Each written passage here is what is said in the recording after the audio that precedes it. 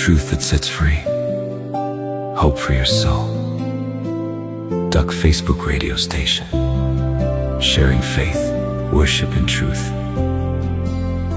You are tuned in to Duck Facebook radio station.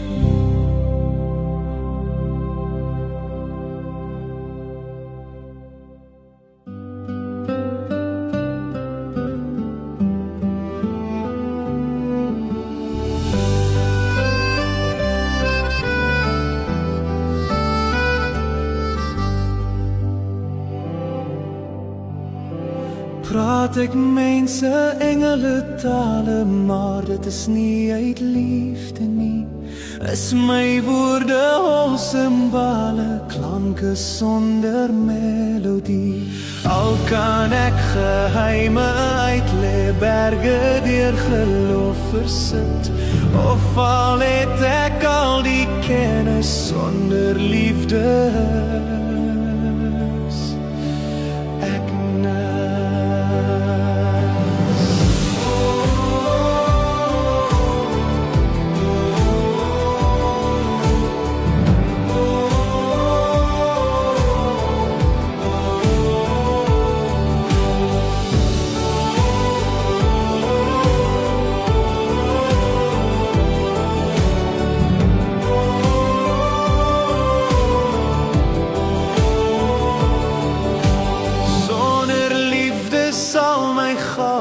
Al my ywer my nie baat, net die warme hart van liefde bly oorwin deur goed die kwaad. Onreg kan dit nie verdra nie, maar dit is met die waarheid bly. Deur vergifnis, hoop, verwagting kom en sal die liefde bly.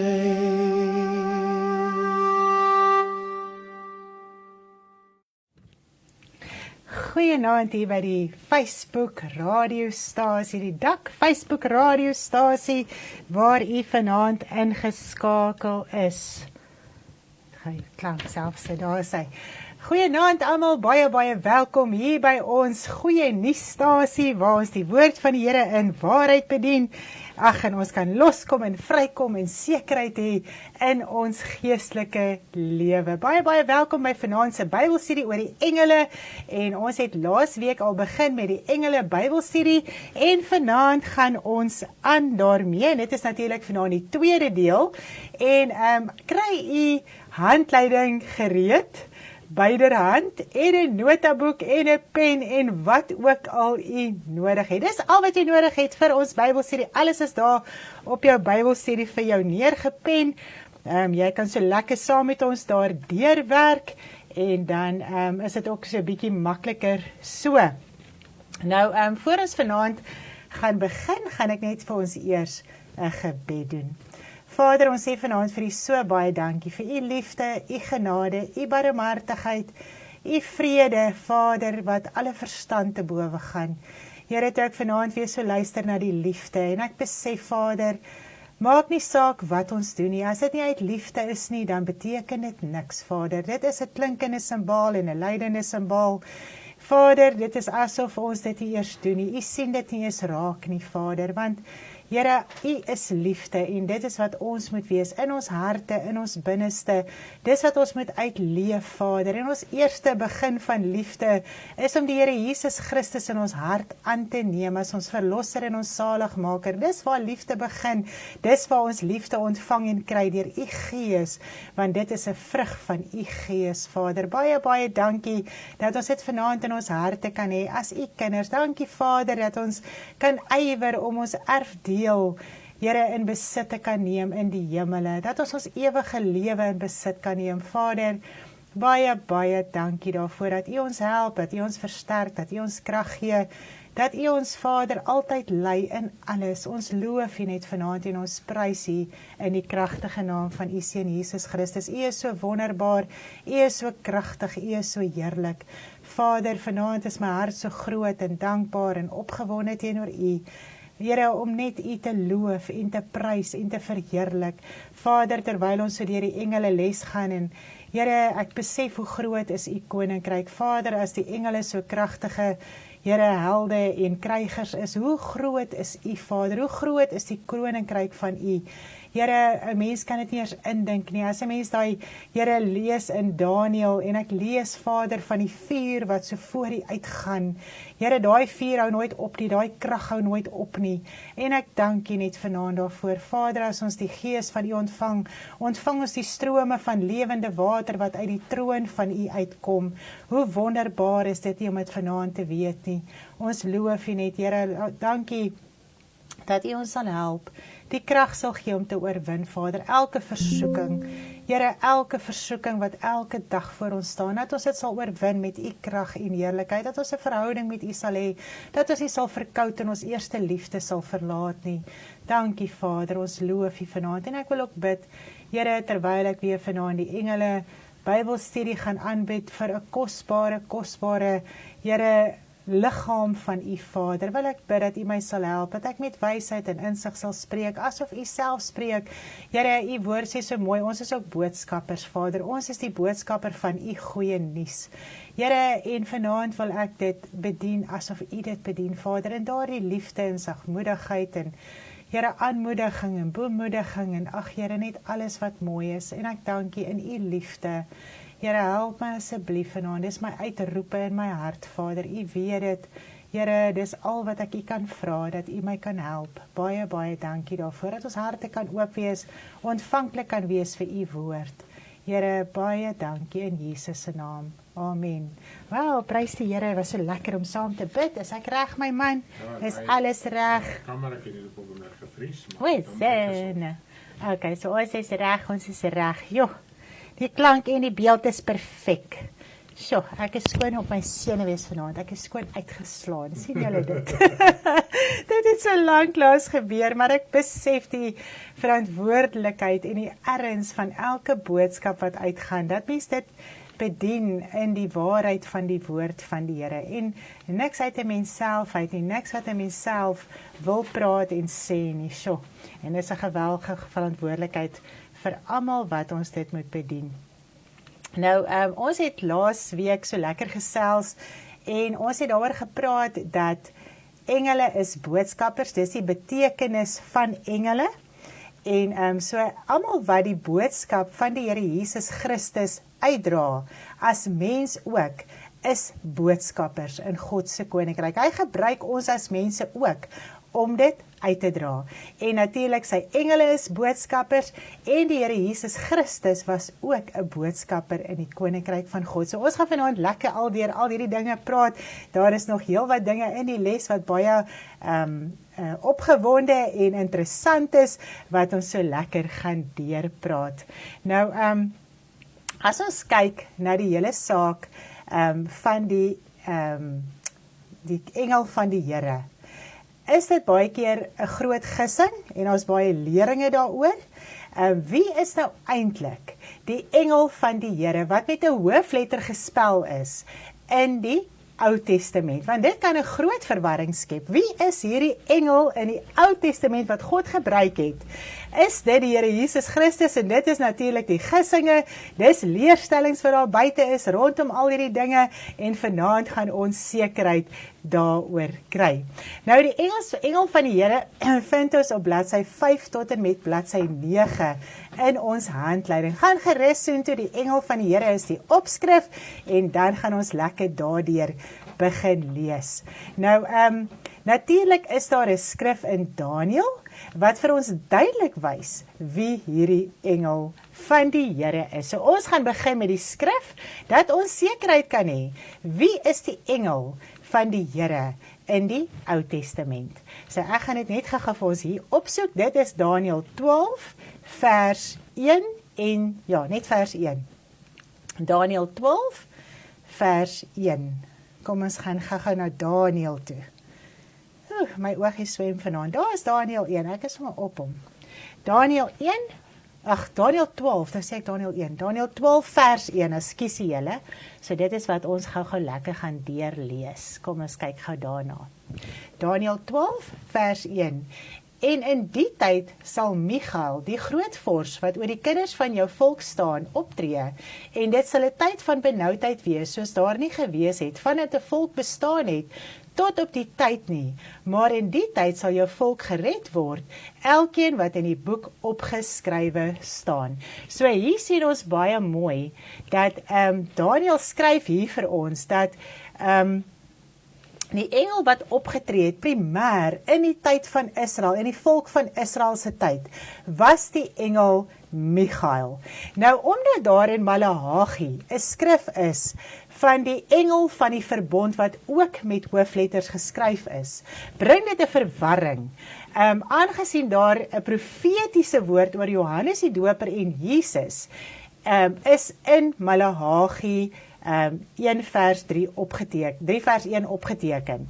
En die mense voel dat omdat dit dieselfde spelling is met 'n hoofletter as in die Ou Testament, dat dit die Here Jesus Christus is wat die engel van die Here is. So dit is basies die leerstellings wat daar buite is, en dit bring 'n geweldige verwarring. Maar natuurlik, dit was 'n profetiese woord oor Johannes die Doper en oor Jesus. Nou ons gaan dit so bietjie later behandel, ons gaan dit nie nou dadelik behandel nie, ons wil net gou eers praat oor wie is die engel van die Here. Ons het nou so mooi gesien, dit is Michael, wat Daniël vir ons van geskryf het, wat in die Ou Testament opgetree het. En natuurlik, hy was ook die engel van die Ou Verbond. Hoekom was hy die engel van die Ou Verbond? Want hy en die ander engele, ons het dit mos laasweek gedoen, het vir Moses die Ou Verbond kom gee, die Ou Testamentiese wet kom gee.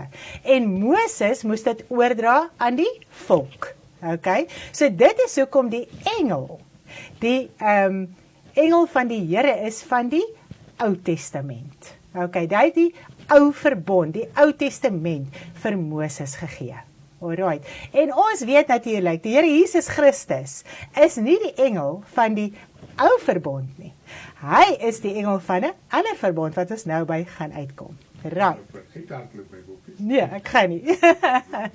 Nou kom ons lees gou die skrif hierso in Handelinge 7 vers 37, net om doodseker te maak dat dit is die engel wat die wet vir Moses gegee het. Handelinge 7 vers 37. Sjoe, ek is vanaand verskriklik op 'n meisie sene wees. Ek moet nou eers kalm raak hierso. Ja, my man is langs my. Hy sê my help as daar ietsie 'n foutjie is. Dis verskriklik. Ai, die ou vlees, maar nou ja. So as mens dink jy bedien jare en jy is nie op jou sede wees nie. Sorry, dit is nie so nie. Dis elke keer nie. Asof jy vir die eerste keer in jou lewe gaan bedien. Ag, prys die Here. Kom ons kyk na Handelinge 7 vers 37. Dit is die Moses wat aan die kinders van Israel gesê het: Die Here julle God sal vir julle 'n profeet verwek uit julle broers net soos ek is. Na hom moet julle luister. En natuurlik hier het hy nou van Jesus gepraat, nê? Nou dit is hy wat in die vergadering in die woestyn was, saam met die engel wat met hom op die berg Sinaï gespreek het en saam met ons vaders. Hy het die lewende woorde ontvang om aan ons te gee. So hier sien ons duidelik dat die engel het die wet aan Moses gegee en Moses moes dit aan die volk gee. Okay, so ons het hom so, nee, is ons reg daarso met dit. So dit is die engel van die Here, is Michael. Dis duidelik, ons hoef nie eens daaroor te debatteer nie. Nou, God het Michael gebruik om met Moses te praat asof hy self, en hy moes dit oordra aan die volk. Nou kom ons gaan na die skrif in Maleagi toe, want daar in jou handleiding op bladsy 10, kry jy die opskrif van die engel van die verbond. So gaan gou soontoe daar na bladsy 10 toe, en daar kry jy die opskrif, die engel van die verbond. As ek iewers te vinnig gaan, Kan ek vir Ernst net weer inval? Ja. Ons was laasweek gedoen net met 'n beklemtoon. dat Die engele het altyd gepraat in die eerste persoon van God, asof God self praat. So ons moet dit nooit uit die oog uit verloor nie. So dit is byvoorbeeld soos Samson se pa wat gesê het, ek het God gesien en ek gaan sterf. So dit is hoe wat 'n agting hulle vir die engele van God gehad het, net om dit te benadruk dat ons dit net weer bietjie kan refresh. Dit het ons mos nou laasweek so lekker deurgewerk, nee. Yes. Kom ons gaan na die skrif in Maleagi toe. Onder die opskrif, die engel van die verbond, bladsy 10. Kom ons gaan bietjie soen toe, Maleagi. Kom ons gaan Maleagi toe. Maleagi 3 vers 1. Kom ons sit hom gaga oor soen toe. Maleagi 3 vers 1. Kyk, ek stuur my boodskapper wat die weg voor my uit sal baan. Dan sal skielik na sy tempel kom die Here, na wie julle soek, naamlik die engel van die verbond, na wie julle 'n begeerte het. Kyk, hy kom, sê die Here van die leerskare. Ek wil dit net gou hierso noem. As ek te vinnig gaan, as iemand iewers iets nie verstaan nie, as ek iewers iets nie duidelik genoeg verduidelik nie, asseblief, julle kan inskakel, die lyne is oop. Dit is op die channel, nie? Ja, Die link is op die channel. As jy dalk ietsie vir ons wil sê, wat vir jou duidelik raak of wat ook al, is jy ook baie welkom. Jy gaan nie inchip nie, jy gaan my nie steur nie. Ons het dit hier voor ons gaan terug waar ons moet wees. So julle is baie, baie welkom. Ons wil julle graag hoor. Ons wil, julle sien ons, julle hoor ons en ons wil jou ook hoor. Okay. So kom ons lees hierdie skrif. Ons het nou die skrif gelees. Nou in hierdie vers beskryf hy die Johannes die Doper, wat voor die Here Jesus gekom het. So hy was 'n boodskapper gewees, wat voor die Here Jesus uitgegaan het, om vir hom die pad gelyk te maak, okay? Nou terwyl Johannes gedoop het, het Jesus na hom toe gekom, om deur hom gedoop te word. Die engel word dan hier ook beskryf as die Here, naamlik die engel van die verbond. So die engel wat hy hiervan praat, is die Here Jesus Christus. Want Johannes die Doper het vir Jesus die pad kom oopmaak. Daarna het Jesus aangegaan met die bediening, nadat Johannes die Doper die pad oopgemaak het. En wat se pad het hy kom oopmaak? Hy het vir ons kom bedien van bekering en vergifnis en al hierdie dinge. So hy het dit vir die eerste keer kom bekend maak aan die mens, dat daar vergifnis in die Here Jesus Christus is, dat daar verlossing is, dat daar vrymaking is in die Here Jesus Christus. Want dit was nie bekend gewees in die Ou Testament enigstens van vergifnis nie, want hulle kon nie daai volwaardige vergifnis kry deur die bloed van bokke en stiere nie. Die bloed van bokke en stiere kon ooit die mens losmaak of vrymaak nie. Anders was dit nie nodig dat die Here Jesus Christus gekom het nie. Okay. So die engel van die verbond wat hy hiervan praat. Julle gaan sien, hy skryf daar, die eerste een wat hy skryf, Here, skryf hy H met 'n hoofletter, E-R-E. Nou dit gaan oor die Here Jesus Christus, okay? En hy sê so mooi daarna. Ek wil net gou hier so inval. As jy my net 'n oombliekie sal gee. Ek wil net gou hier so inval hier. Hier is baie keer ook 'n verwarring en dis wat ons moet verstaan. As ons kyk die Here wat hier gespel is, die eerste Here, hoofletter H, gewone spelling Here, H-E-R-E, hoofletter met klein letters. Dis nie te sê dat elke keer in die Ou Testament, as hy praat van daai Here, verwys dit na die Here Jesus Christus. Want Here oor die algemeen beteken heerser. Okay? In hierdie konteks is dit baie duidelik om te sien dit is die Here Jesus Christus. Goed, want dit is 'n profetiese woord. Johannes die Doper is hierdie boodskapper. Daar's weerklanke. Ek dink ek sit so 'n bietjie te naby aan jou. Ek het so 'n bietjie uitgaan. Is dit weerklanke as Stanley praat? Ja, sê. Stanley echo vreeslik. Okay, ek dink ek gaan nou beter wees. So wat nou gebeur is dat nie elke spelling, ons kan dit nou nie begin veralgemeen nie, want die konteks daar selfs in die Ou Testament en ook in die Nuwe Testament, wat hy praat van die Here Jesus, die Here God Almagtig, dan is dit ook die gewone spelling Here. So die konteks moet ons lei om te verstaan van wat sy Here as hy in die Ou Testament praat van Here met 'n gewone spelling en 'n hoofletter H. As dit natuurlik alles kleinletter is, dan praat hy van 'n afgod, want selfs die afgode, dit is wat Paulus skryf, daar's sogenaamde Here en sogenaamde gode. So selfs afgode word ook verwys na 'n God, kleinletter gespel, en na Here kleinletter gespel. Ek hoop dit kan vir julle sin maak. Ag, baie dankie my man, dat jy dit vir ons so mooi verduidelik het. Ja, mens moet dit so verstaan, anders gaan mens alles veralgemeen. Ek sien hulle sê jy is oupa nou reg, so dit is net as jy naby my sit, wat dit lekker echo. O, dan praat hy in my maatjie, maar nie my mic kom, Jack nie, oupa liefie. Okay, so die eerste Here wat hy hiervan praat, het hy gepraat van die Here Jesus Christus. Hy is die engel van die verbond van die Nuwe Testament. Okay, so ons moet dit so verstaan.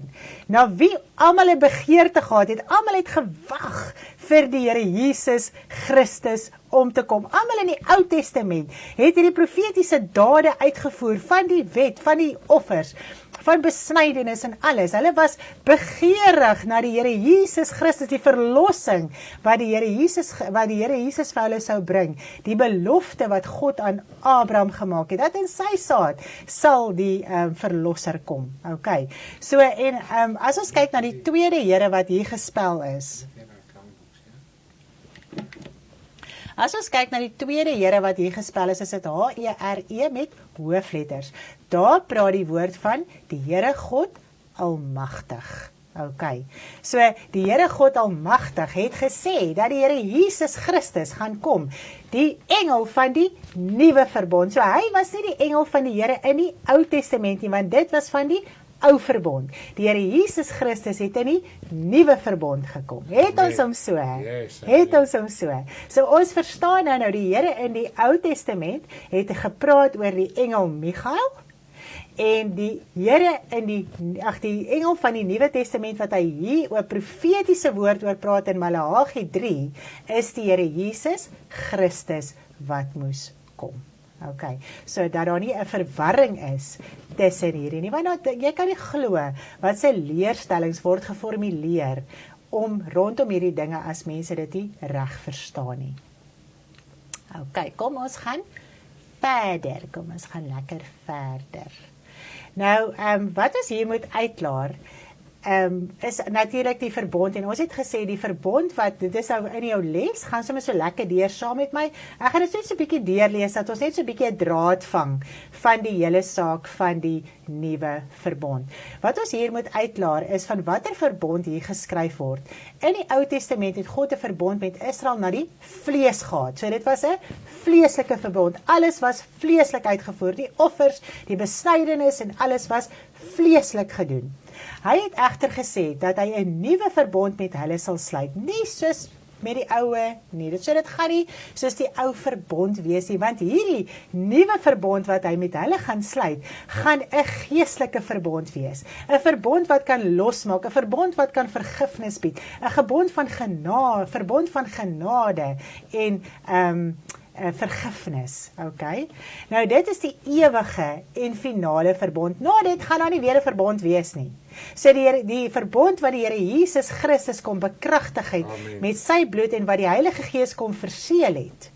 Dit is die ewige verbond, vir altyd, vir ewig. Nou as ons wil teruggaan na die ou verbond toe, maak ons onsself los van die genade van die Here Jesus Christus. Ons verval van die genade van die Here Jesus Christus. Ons val terug onder die wet, onder die sonde, onder die kennis van sonde en ongeregtigheid. So ons word losgemaak van vergifnis en redding en verlossing en vrymaking van die nuwe verbond. Okay.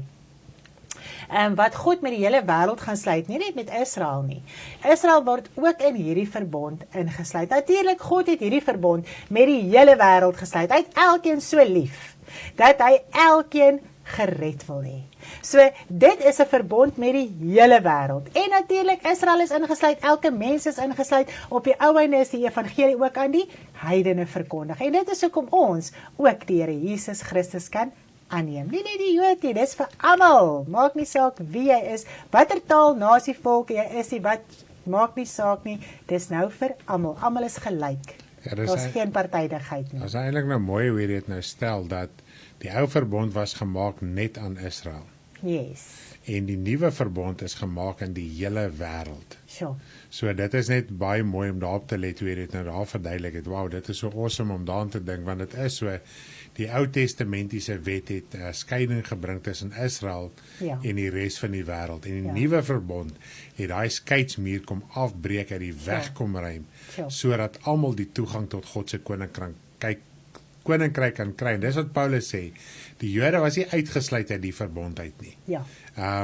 Alhoewel hulle ongehoorsaam was in die ou verbond, is hulle glad nie uitgesluit in die nuwe verbond nie, maar net soos wat die nie vleeslike Jood hom moet bekeer, met die vleeslike Jood hom ook bekeer. So dieselfde prinsip, dieselfde gereëls geld vir elke liewe mens op aarde, Israel ingesluit. Sure, ja, en dit is nou so mooi om te dink, dat na die Here Jesus Christus, moet die Jood ook, die vleeslike Jood, ook die Here Jesus Christus aanneem, om gered te word. Yes. Hulle is nie meer 'n uitverkore volk nie.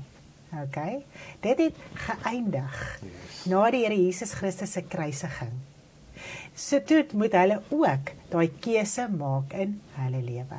Amen. Okay, so as ons dit verstaan, kan ek vir sê, man, baie laste val af. Ver in die evangelie. Ver in die evangelie. Kom ons lees Jeremia 31 vanaf vers 1, 31, 32 en 33. Ek gaan dit maar op die dingetjie dit sal gooi. cool wees, man. Dan kan ons lekker saam deurlees. Jeremia 31. Kom ons gaan gou soontoe. 31 vers 1 tot en met vers 2, 31 tot en met vers 33. Ek mag moet Jeremia 31 vers 31. Jeremia 31 vers 31. Dan kom jy vinnig daarby. Okay. Kyk, daar spreek die Here, dat ek met die huis van Israel en die huis van Juda 'n nuwe verbond sal sluit. Nie soos die verbond wat ek met hulle vaders gesluit het op die dag toe ek hulle aan hulle hand gegryp het om hulle uit Egipte land uit te lei nie. My verbond wat hulle verbreek het, alhoewel ek gebieder oor hulle was, spreek die Here. Maar dit is die verbond wat ek na die dae met die huis van Israel sal sluit, spreek die Here.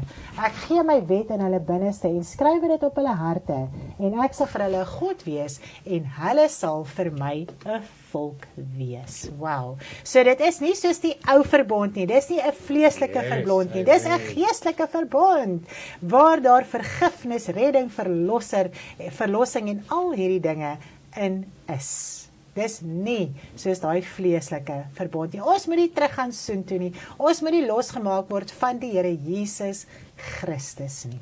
Okay. Amen. Lees ook natuurlik in Hebreërs 8. Julle kan dit op julle eie tyd gaan lees. Vervulling daarvan. Die vervulling natuurlik. Hoe die Here Jesus die belofte van die nuwe verbond is wat God aan die wêreld gemaak het. So dis die vervulling hiervan. Die Here Jesus Christus is die belofte van die nuwe verbond. Okay. So alles het in die Here Jesus Christus in vervulling Hy is eintlik die engel van die verbond wat in Maleagi geskryf. Ja, so hy is die engel van die nuwe verbond wat in Maleagi opgeteken is. Okay? Nou, die woord engel beteken boodskapper. So Jesus was die boodskapper van God wat vir ons die Nuwe Testament kom oordra het. En almal het op hom gehoor. Wow, dit is super cool. So, dit is so mooi. Dis eintlik wat daai hele die skrif, daai liedjies ons het mos gedoen oor die riet, geknakte riet. Ja. Die hele wêreld het op gehoop. Almal het op hom gehoop. Die in die doderyk het op hom gehoop en almal het op hom gehoop. Dis Dit is so cool. mooi.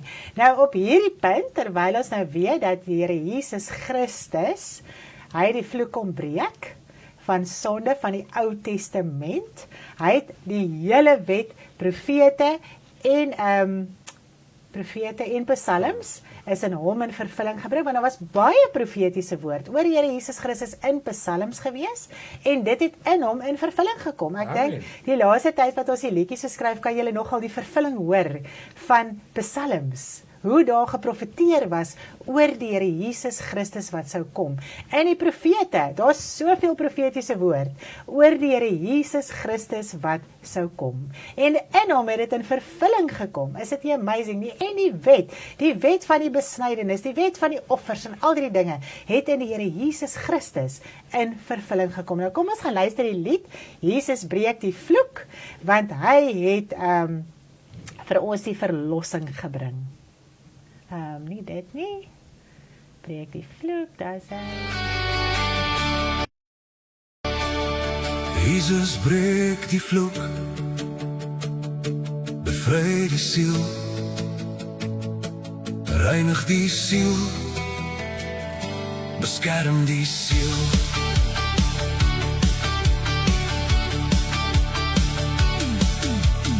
Abraham, vriend van God, ontdek, geloof sonder werke red,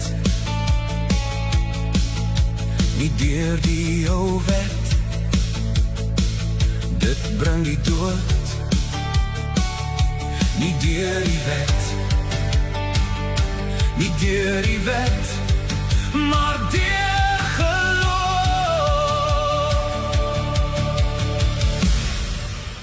Jesus breek die vloek, bloed van die nuwe verbond, bevry die siel, reinig die siel, beskerm die siel, gered deur genade, nie uit jouself nie, gee jou hart in bekering, word bevry van duisternis, word vriend van God, deur geloof en genade. Jesus breek die vloek, bloed van die nuwe verbond, bevry die siel, reinig die siel, beskerm die siel, geloof wat vrugte dra, werke deur God gegee, groei en leef in liefde, dra lig vir anderheid. Die ou wet veroordeel, hart en sonder liefde, maar Christus maak jou vry. Hy gee lewe in jou siel. Jesus breek die vloek, bloed van die nuwe verbond, bevry die siel, reinig die siel, beskerm die siel. Jesus breek die vloek,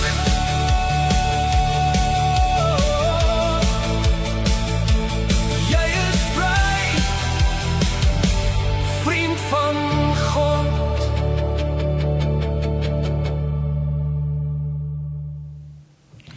Jo, is dit nou nie baie mooi nie, nee? As ons so luister na die liedere wat geskryf is uit die woord uit, dit leer ons so mooi. As jy na die liedere gaan luister, gaan jy sommer baie beter verstaan waaroor die woord van die Here gaan. Ek het ook gedink dit was Jesus. So bly ek het gou die regte antwoord gekry. Dit is awesome, Kitty.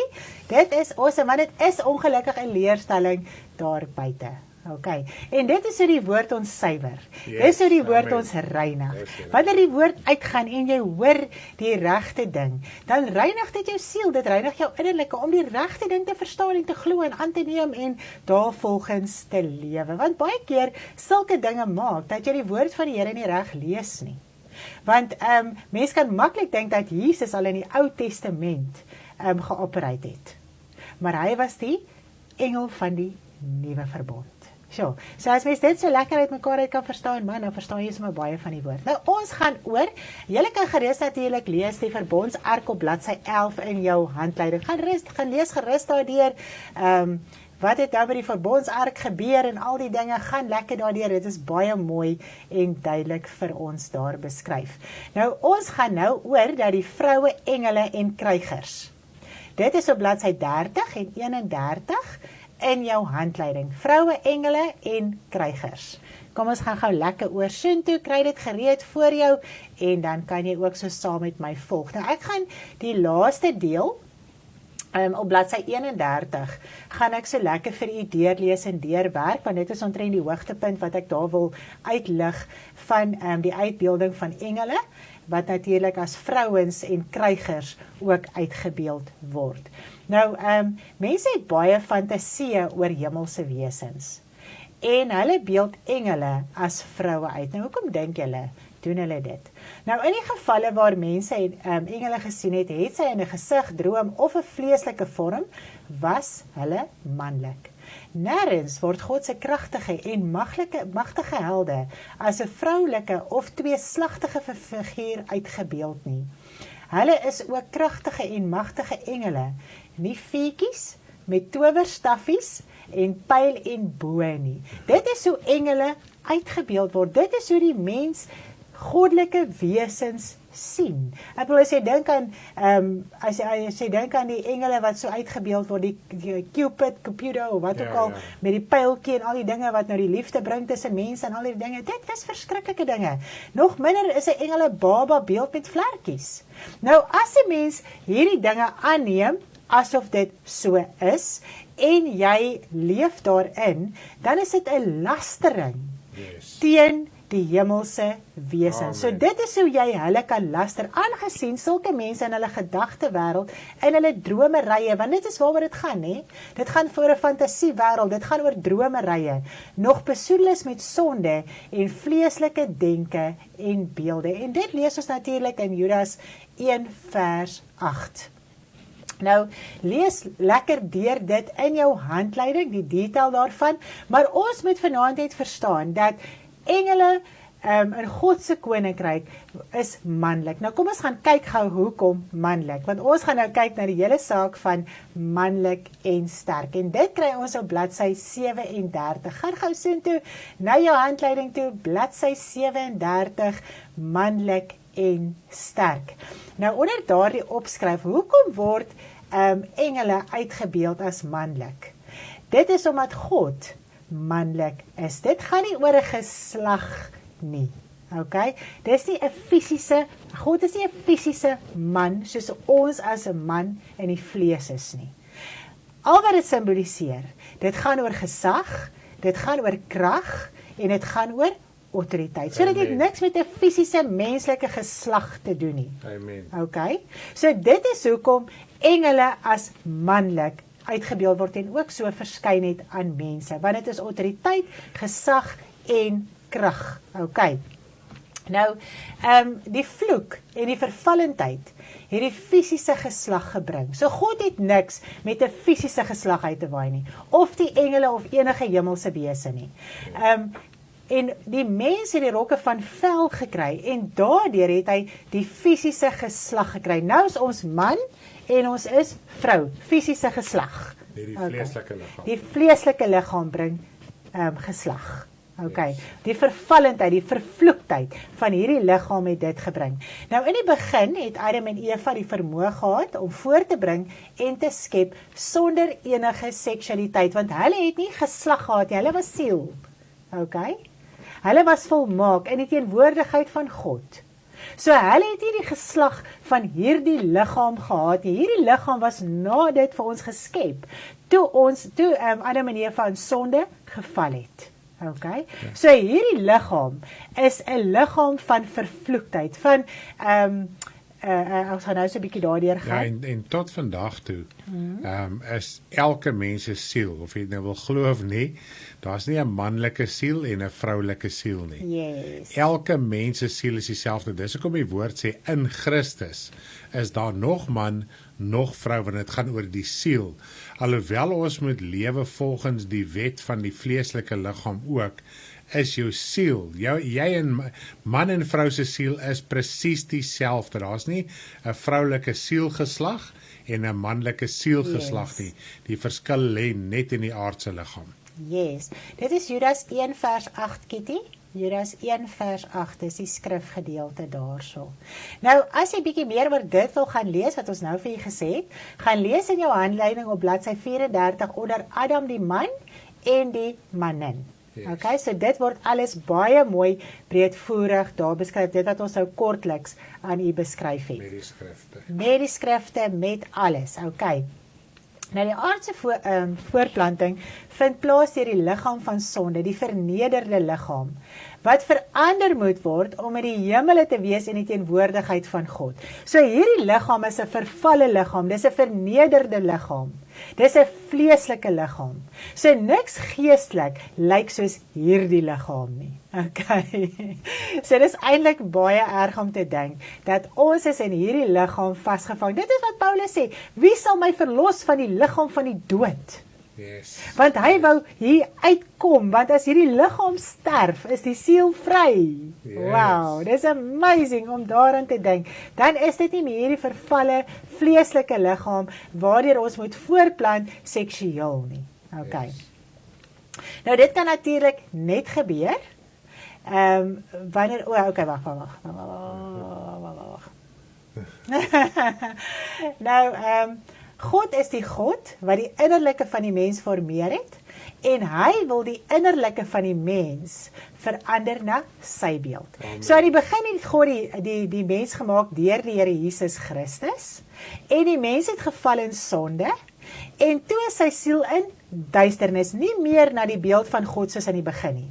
Yes. En nou, al hoe dit terug kan keer na die beeld van God toe, is natuurlik met wedergeboorte. Yes. Dis al manier hoe jou siel in die beeld van God kan kom.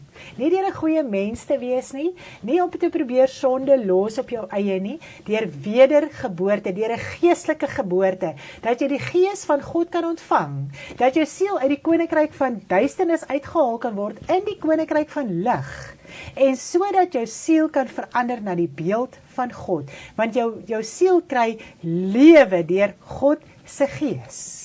Wow, is dit nie amazing nie? Hy word lewend gemaak deur God se gees wat jy ontvang met jou wedergeboorte. Ja, want is dit amazing om daaraan te dink dat enige mens kan goed doen. Maak nie saak of jy bekeerd is of jy ateïs is of wat jou godsdiens affiliasie nie. Enige mens kan goed doen. Dit is waarom goeie werke nie red nie. Amen. Wedergeboorte, dit is wat Efesiërs 2 vers 8 tot 10 sê. Hy sê die wedergeboorte of die bekering, redding vind plaas sonder jou werke, maar na jou wedergeboorte sê vir ons, daar's werke wat God geskep het. Hy het dit gemaak. Yes. God het werke voorberei vir ons wat wel weergebore is. En dit is baie keer die miskonsepsie dat mense voel na jou bekering het jy nie nodig om enige werke te doen nie, want Jesus het alles gedoen ensovoorts. Maar jy moet die vrug oplewer van daai nuwe lewe wat in jou is. Amen. En van daar af stap ons die pad van volharding en reinheid en waarheid. En ons moet na heiligmaking streef. Nadat ons die Here Jesus Christus aangeneem het, nadat ons wedergeboorte gekom het, is jou pad nie klaar nie, dan begin jou pad. En dis wat jy moet stap tot op die einde. Jy moet volhard tot op die einde toe. Nou kom ons gaan lees 'n skrif in 1 Korintiërs 16 vers 13. Ek gaan dit nie opsit nie, of gaan ons dit opsit? Ja, ons gaan dit maar opsit. Okay, kom ons gaan gou 1 Korintiërs, ons is mos nou besig met Bybelstudie. 1 Korintiërs 16. Ja, 1 Korintiërs 16 vers 13.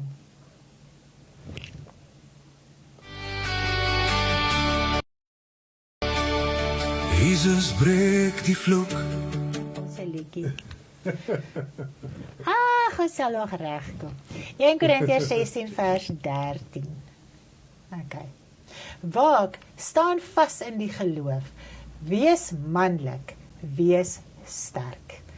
Dit is so 'n mooi skrif. Dan gaan ons kyk na Efesiërs 6. Ons gaan dit sommer gou dadelik op die skerm sit. Efesiërs 6 vers 10.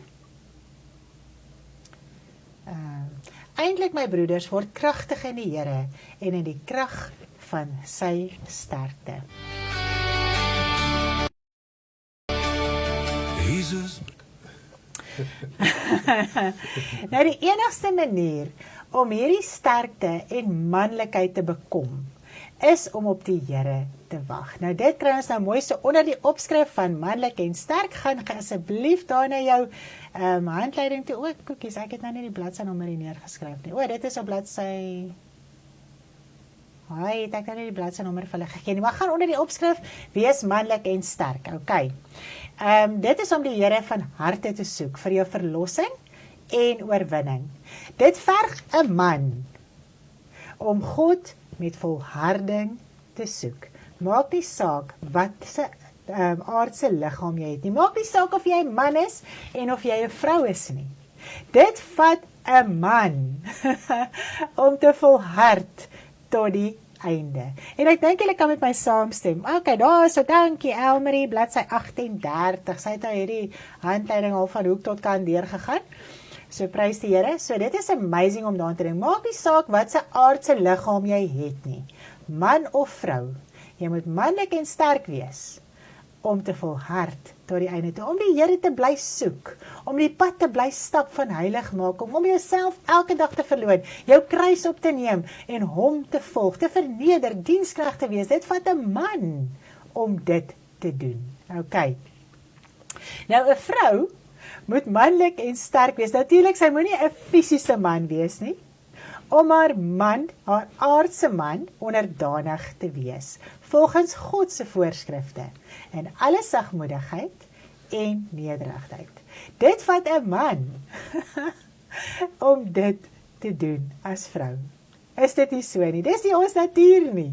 Ons moet heeltemal deur ons natuur breek, om gehoorsaam te wees aan God se voorskrifte, om onderdanig te wees aan ons man, sagmoedig en nederig. Want vrouens wil oorheers, vrouens wil oorvat, vrouens wil nie onderdanig wees nie, hulle hou nie van gesag nie. So ons moet heeltemal deur 'n hele natuur breek, om deel te kan wees van hierdie manlikheid en krag. Okay. 'n Man moet manlik en sterk wees, om sy vrou lief te hê. Is dit nie so nie? Volgens God se voorskrifte, om sy lewe neer te lê. So, jy moet jou lewe neer lê as man, vir jou vrou. Jy moet sterf, dat sy kan lewe, en natuurlik die vrou ook, moet sterf, dat haar man kan lewe. So, sodat sy gesin die Here kan dien. Dit is die groot saak van 'n man, om nou weer daai deel in sy lewe uit te sorteer. Jy moet 'n man wees om dit te kan doen. Die Here sê ook vir Joshua, wees manlik en sterk en vol moed, en nougeset moet hy handel, volgens die woord en die bevele van die Here. Dit is wat God van ons verwag. Jy moet wandel volgens die woord. Dit is om manlik en sterk te wees. Dit is om te oorwin, om volgens die bevele van die Here te handel, en nougeset te wandel volgens dit. Dit sien God as manlik en sterk. Wow. Ja, dit is so mooi. Nou dit verg natuurlik erg mannemoed om die bevel en die woord van God in alle opsigte tot uitvoer te bring. Is dit nie so nie? Dit verg 'n man om die Here te dien. Baie keer dink manne, hulle is manne as hulle allerlei dinge doen. Om die Here te dien is manlik en sterk. En natuurlik ongelooflik aantreklik. As ek dit net so mag ingooi. Ja, presies. Dit maak jy tot jou ore toe verlief op jou man as vrou. Jy nog steeds verlief. Vreeslik. Na 34 jare is ek nog so verlief. Ek kry nog vlinders in my maagie. Ag, my moeder. Ek dink is nou al groot motte. Ja, so dis amazing. Dis groot woorde, dit is so. En wanneer die man nie weer gebore is nie, moet die vrou nog onder daardie man wees. Dit is natuurlik, as jou man in sonde en ongeregtigheid en dinge is, kan jy nou nie volgens dit gaan nie, as hy jou dwing om allerlei dinge te doen wat jy nie moet doen nie. As kind van die Here, gaan jy dit nie doen nie, maar ons as vrou moet die regte gesindheid behou. Okay? Ons moet vrug oplewer, ons moet sagmoedig wees, ons moet vredevol wees en alles, sodat dit die man kan trek om die Here te dien. Ja, want die ding is die aanhouse gedrag moet nie jou geestelike lewe belemmer nie. Dis eintlik die groot sy van die saak. En in 1 Korintiërs 7 is daar 'n mooi gedeelte in opgeteken wat 'n ongelowige persoon en 'n gelowige persoon wat getroud is.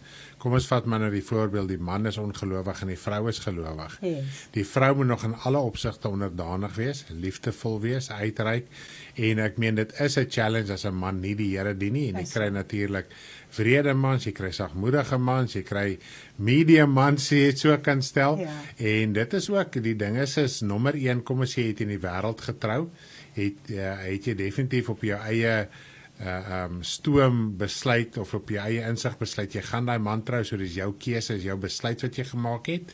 Baie keer het mense jou gewaarsku om nie met daai man te trou nie, maar toe het jy nogtans voortgegaan, en die groot ding is, baie keer was vrouens bekeerd, en hulle het uit desperaatheid net 'n man gaan soek, so dit is ook uit jou eie beweging. So nou sê die woord van die Here, jy moet in vrede saam met daai ongelowige persoon lewe.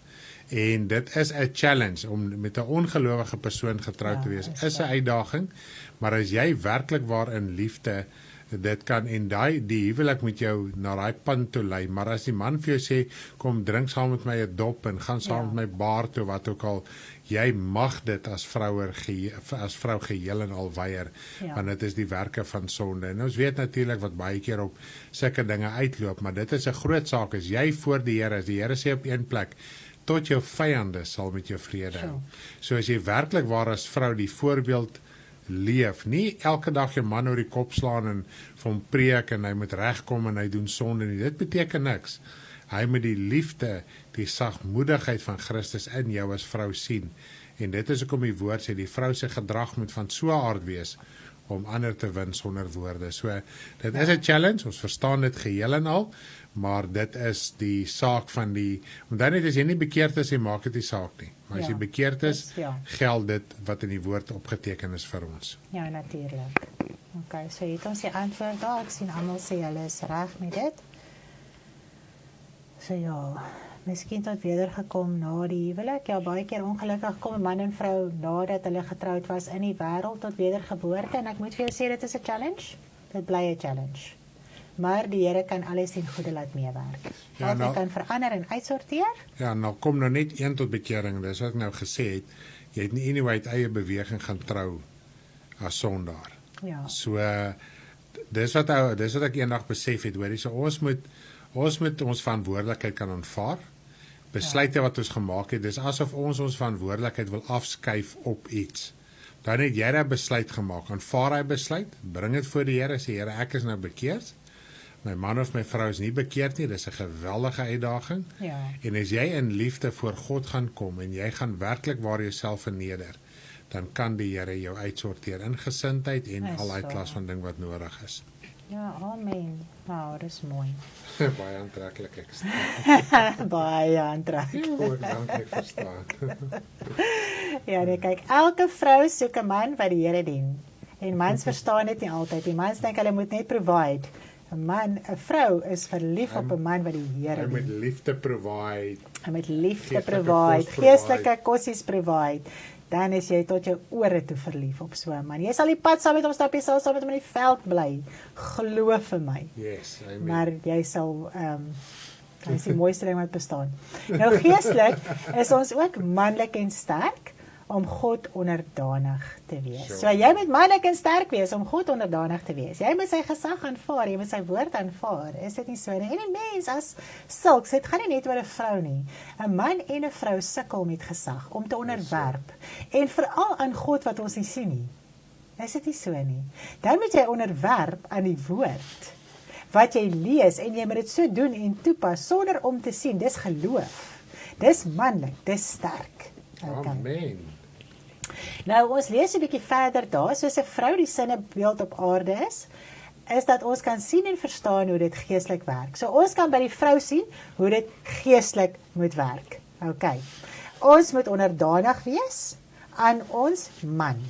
Ons moet getrou wees aan die woord van die Here. Ons moet dien in al hierdie mooi dinge. Nou, as ons aardse maniere en metode verwronge is, dan sal ons geestelik ook nie verstaan hoe dit werk nie. Geestelik gaan jy nog steeds probeer operate in jou opstandigheid of oorheersing of wat ook al, as jy nie verstaan wat die woord van die Here, van die vrou verlang wat onderdanig moet wees nie. Okay. Nou 'n vrou wat haar eie ding doen en nie aan haar man en geestelike manlike gesag onderworpe is nie, is soos Eva wat eenkant deur die slang verlei word. Satan het geweet hy moet die vrou eenkant kry uit die oog van haar man en sy gesag. Hy kon toe op sy gemak met haar praat en haar sodoende verlei. Dit is waarom God beveel het dat haar man oor haar sal heers. Okay, so toe die aarde vervloek is, toe is die opdrag daar, die man sal oor die vrou heers. Okay, en misbegeerte sal na ons man wees. Altyd, altyd, altyd. Elke liewe vrou het 'n begeerte na 'n man. Altyd. Okay, nou al bely 'n vrou dat Jesus haar gesag is, moet sy die orde van die geskrewe bevele van God gehoorsaam. Al sê jy dien die Here en Jesus Christus is jou gesag, moet jy lewe volgens sy woord, volgens sy bevele. Amen. Okay? Want baie vrouens wat sê hulle dien die Here, is so uitspattig en oorheersend en gaan net aan en is onder verleiding en verlei ander en dit is eintlik 'n geweldige saak. Nou, dit is om nog steeds manlike gesag te erken en te eerbiedig. Want ons het 'n leier wat ons kan eerbiedig as jou man nie die Here dien nie, het jy 'n leier op hierdie stadium wat jou kan lei en help en wat jy kan eerbiedig. Onthou, ons is nog steeds in hierdie geval 'n liggaam en ons moet die Here daarvolgens dien. Is dit nie so nie? Ons is in hierdie liggaam en volgens hierdie liggaam, volgens die wet van hierdie liggaam van vrou of as man, moet ons die Here dien. Ons het nie 'n verskoning nie. Ek sê baie keer, ek het nie opgesaai vir die lyfie nie. Mens weet nie wat gaan gebeur in die lyfie nie. Nou, na jou wedergeboorte is jy innerlike nuwe mens. Jy word weergebore in God se koninkryk. Jy het hierdie geestelike geboorte deurgegaan. So jy is nou 'n nuwe skepping in God se koninkryk. Jy's nie geskape in God se koninkryk. Jou siel lewe. Dit het nie geword, dit is nou verander na die beeld van God, jy die gees van God ontvang. Nog gebeur soveel dinge wanneer jy die Here Jesus Christus aanneem. En in hierdie liggaam wat nog van sonde is, wat in sonde vasgevang is, moet ons die Here dien. Ons moet oorwin. En dis wat Jesus Christus vir ons kom wys het. Ons kan hierdie vlees oorwin. Ons steur ons aan te veel dinge. Ons het te veel begeerlikhede. Ons streef nog na die wêreld. Ons wil terug gaan Egipte toe. Dis hoekom ons nie oorwin nie. En Jesus Christus het vir ons so mooi kom wys hoe jy hierdie vlees oorwin. Okay. Nou die eienskap van 'n vrou word gebruik. Die eienskap van 'n vrou wat gebruik word is onderdanigheid en dat ons begeerte na ons man moet wees. Nou ons geestelike man is die Here Jesus Christus. Hy is die hoof van die liggaam. Nou dit is waarom die liggaam van Christus beskryf word ook as 'n vrou. So ewen 'n man in die liggaam van Christus word beskryf as 'n vrou. Yes. Want ons moet die Here Jesus Christus volg. Ons moet onderdanig aan hom wees. Ons begeerte moet na hom wees. Amen. Okay. En Jesus het sy hemelse Vader vir 'n tyd verlaat, sodat hy sy lewe kon neerlê om sy vrou, die liggaam, aan te kleef. Yes. Okay? So of jy nou 'n man is en of jy 'n vrou is, jy word beskryf as 'n vrou en die eienskappe van 'n vrou geld vir elkeen, vir die man en vir die vrou, om onderdanig te wees en om jou te onderwerp aan die Here Jesus Christus en dat jou begeerte na jou man, die Here Jesus Christus, moet wees. Okay. Nou hy het sy lewe kom neerlê om die liggaam te kom aankleef. Dit geld nie net terwyl ons op aarde is nie, maar hy gaan sy vrou wat hy aankleef vir ewig en vir altyd na die Vader se huis toe neem. Hy het vir ons gaan plek voorberei. Hy gaan ons vat waar hy is. Ja, prys die. So, dit is so mooi. Super Nou kom ons cool. kyk gou hier na 'n skrif in Efesiërs 5 vers 30 en 31 en 32. Efesiërs 5 vers 31, vers 30 tot 32. Kom ons kom net gou hier by Efesiërs uit. Waar is Efesiërs nou? Seriously? Daar sê ek is by hom. Efesiërs 5 vers 30. Kom ons gaan gou oor. Jesus. Okay, Efesiërs 5 Vers 30, julle hoor van die liedjie baie. Okay, want ons is lede van sy liggaam, van sy vlees en van sy bene. Daarom moet die man sy vader en sy moeder verlaat en sy vrou aankleef en hulle twee sal een vlees word. Hierdie verborgenheid is groot, maar ek sê dit met die oog op Christus en die gemeente. So die Here Jesus Christus, Karen kamera. So die Here Jesus Christus het sy vader verlaat om sy liggaam te kom aankleef. Die liggaam van die Here Jesus Christus, sy gemeente, te kom aankleef. Amen. Okay? En hy gaan ons vat terug waar hy is. So hy het vir ons gaan plek berei, en hy gaan ons neem waar hy is. Prys die Here daarvoor. Ons gaan nie meer op hierdie aarde wees, waar smarte en pyn en computers en kameras en allerhande dinge is nie. Dit is so mooi.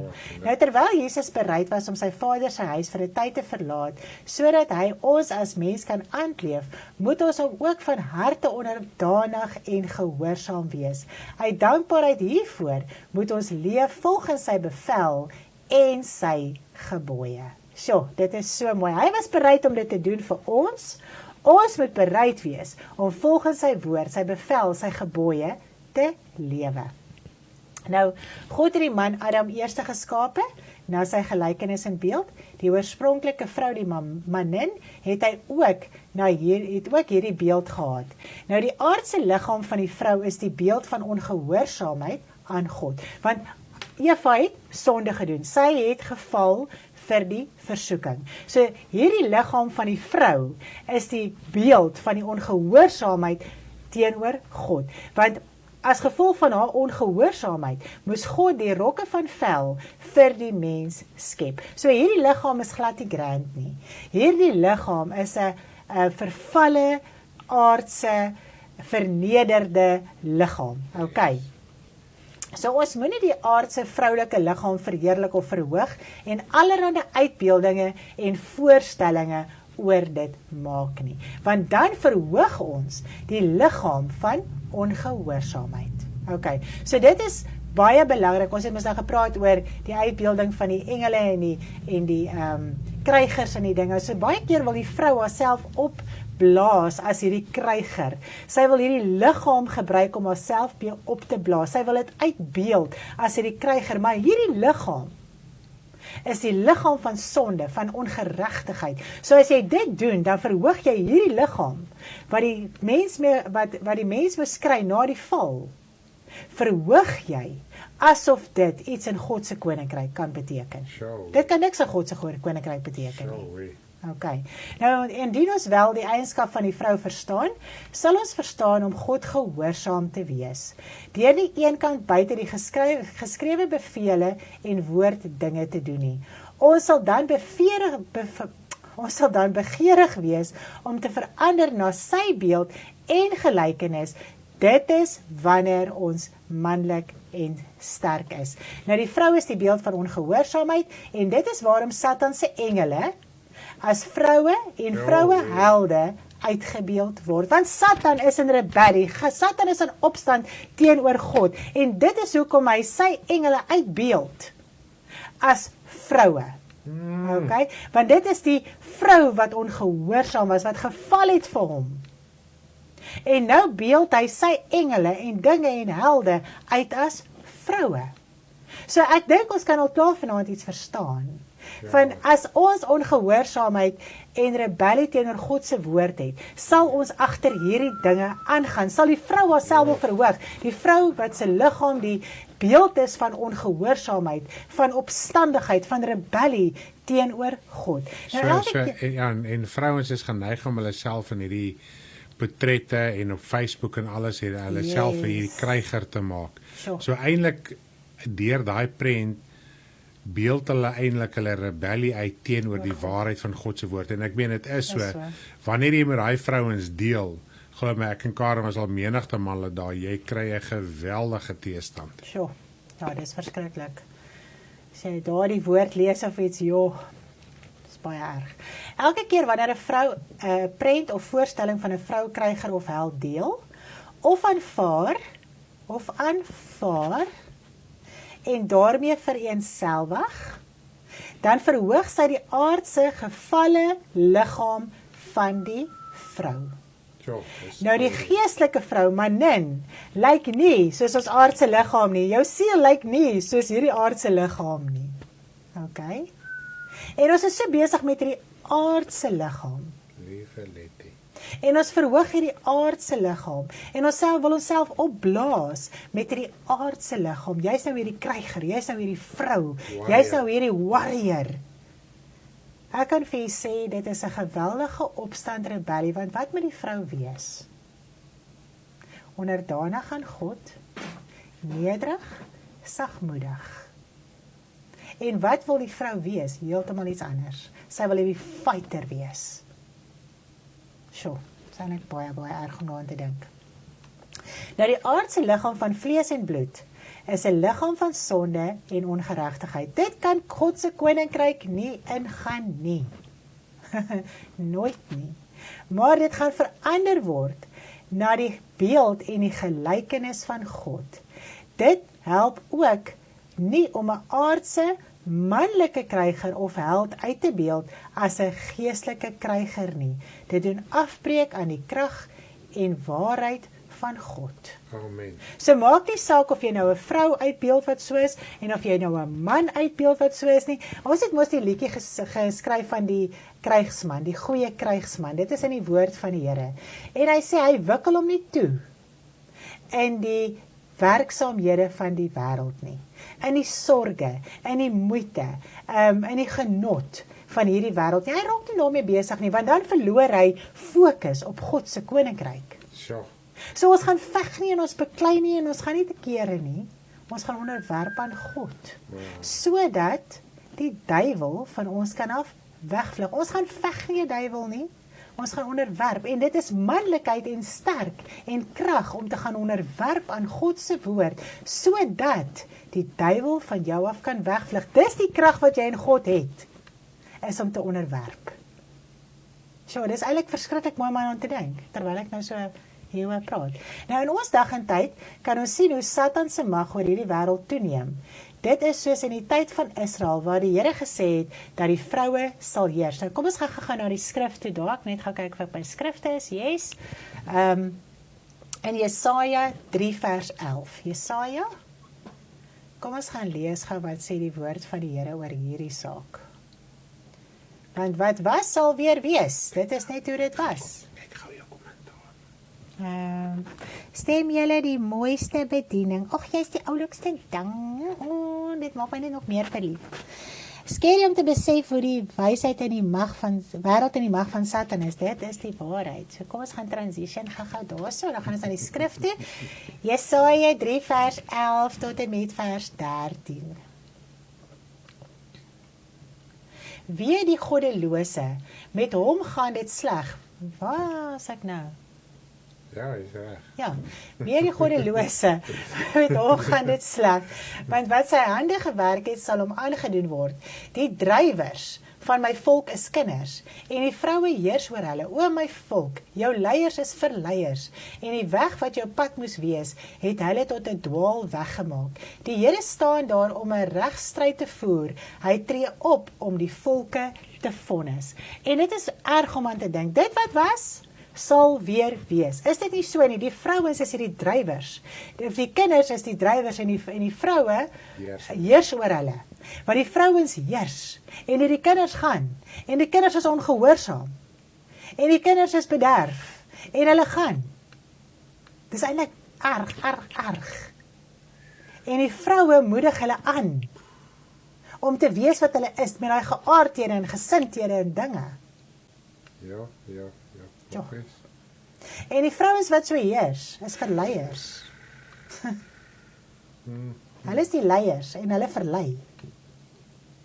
Weet jy hoeveel keer sien ek vroulike predikers met wyn in hulle hand staan en promote iets geestelik. Dis verleiers. Dis die leiers.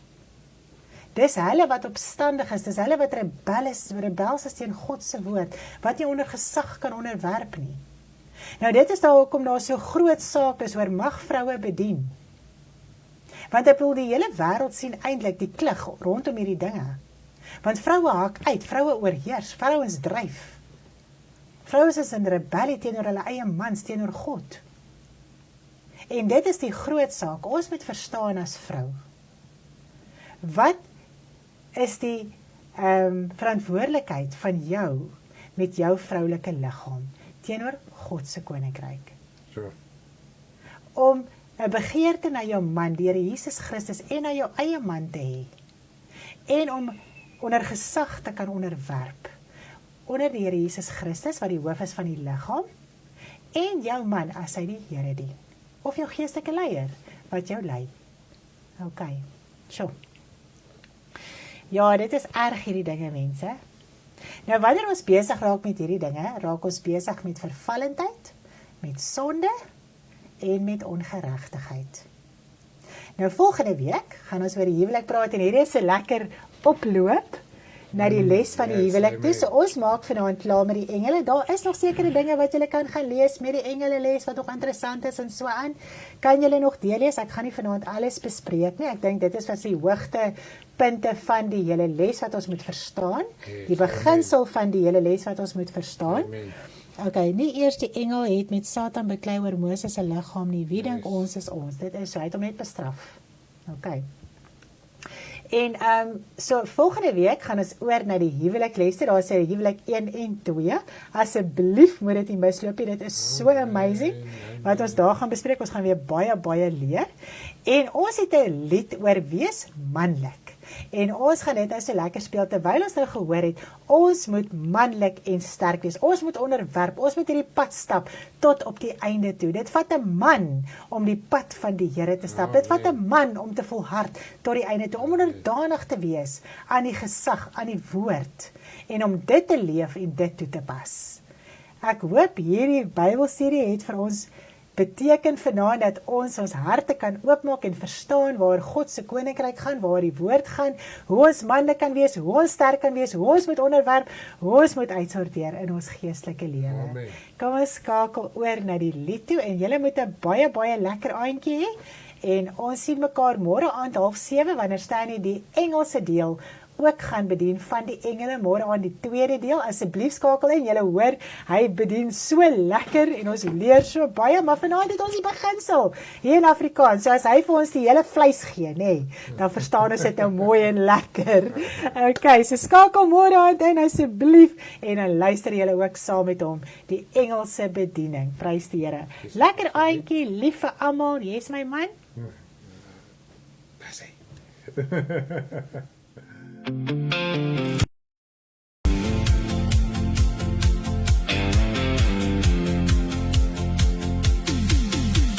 Broeders, wees standvastig, onbeweeglik in die Here, wees getrou. Waak, staan in geloof. Wees manlik, wees sterk. Waak, staan in geloof. Wees manlik, wees sterk. Broeders, wees standvastig,